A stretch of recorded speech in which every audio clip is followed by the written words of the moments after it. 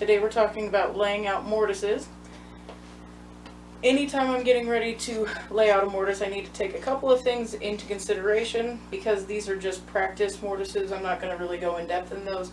I'll go more in depth on those in another video when I'm talking about tenons, because it makes more sense to talk about the tenons in the layout more than the layout with the mortise. So, to get started, I want to find the approximate center of my board. So to do that, I'm going to eyeball what I believe to be center. And I'm going to lock down this bottom side of my marking gauge. I have a tight marking gauge, and so it has the micro adjust. So I'm not going to lock down the top side until I get it completely where I want it.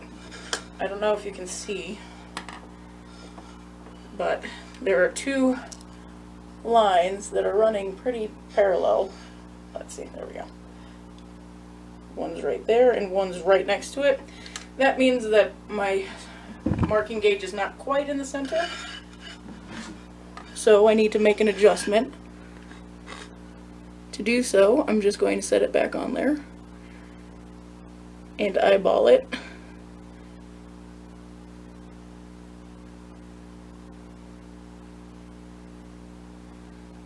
And lock it down.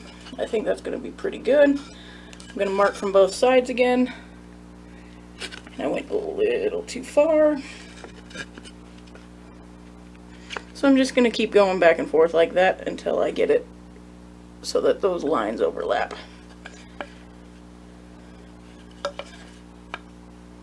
And there we go.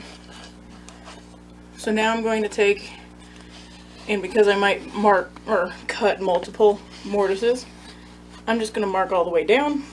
I want to use the same side as a reference, that way if there is any irregularity between, or if this is not perfectly centered, I know that it's going to be the same on both sides. So I have a nice deep center line. This one doesn't have to be really super deep. This is used a lot if I'm going to be drilling out the waste material for my mortise. Generally, I don't even bother with that, but it also helps with the layout a little bit. So now I'm going to take the blade of my square, and I'm going to cut a 1/2 inch mortise on these particular ones. I have a 3/8 inch chisel, which means that I can chisel on these, or I can chisel a 1/2 inch one safely without worrying about hitting my lines.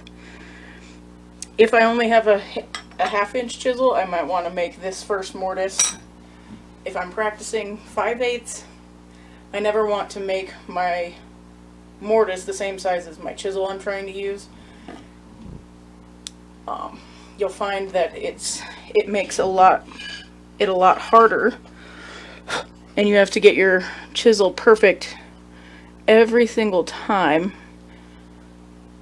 And I just know that I'm not going to do that very regularly. Now, even though I marked, I can't find my marks, so I'm going to remark. So I'm just measuring a 1/2 inch or a 1/4 inch on either side of my center line. There we go. Now I can see them. I really only have to mark one side because I'm going to adjust my marking gauge to one of the lines and lock it down. Now I'm going to mark from this side, flip the board around, mark from this side. I always use my marking gauge. The bevel is facing towards the face of my marking gauge, so I want the bevel to always be on the waste side, so whatever I'm going to be removing, that'll make more sense when we get to the cutting part of this. But just remember, you want the bevel of any knife line that you're creating to be on the waste side of your line.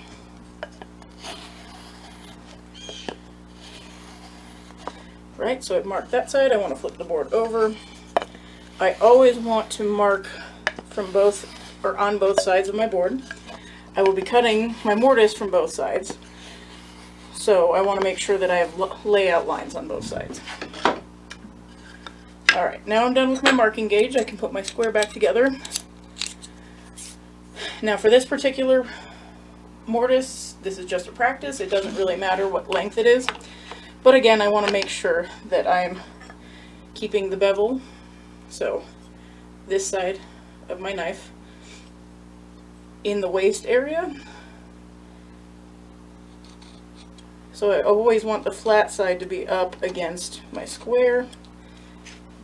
So I'm going to flip the board around, and again I want to reference off the same side. That way if there's any irregularity in the board, these two lines should be parallel regardless. Alright, so now I want to be able to transfer these lines accurately onto the other side of the board. So I'm going to take and make a little tick mark while having the square in the same location that it was when I marked the bottom side. Forgot to do that at this end, so I'm going to flip this around. If I ever need to re-establish the square in the same location, I just drop the knife line, or the knife into the knife line, and then slide my square over and make a tick mark. So now I can do the same thing, put my knife in the knife line and make another tick mark.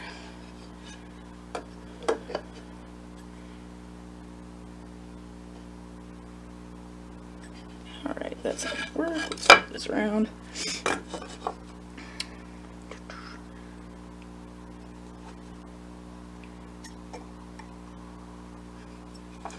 Right, now I have those two tick marks to use as a reference, so I'm going to put my knife in the knife line, the tick mark, scoop my square over, and especially when you're scoring across the grain, you want to start light and then make a deeper and deeper cut. I don't want to try to just stab in there and drag my knife across. I'm not going to get a very accurate line that way. So again, put my knife in the knife line, scoop the square over, and mark down. Doing several passes to get to the depth that I want.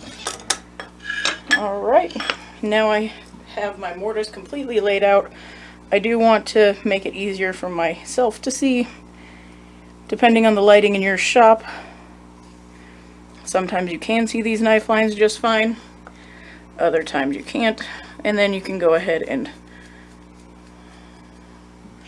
mark your board so that you can see that this is exactly where I want to remove the material. I'm going to do that on the other side.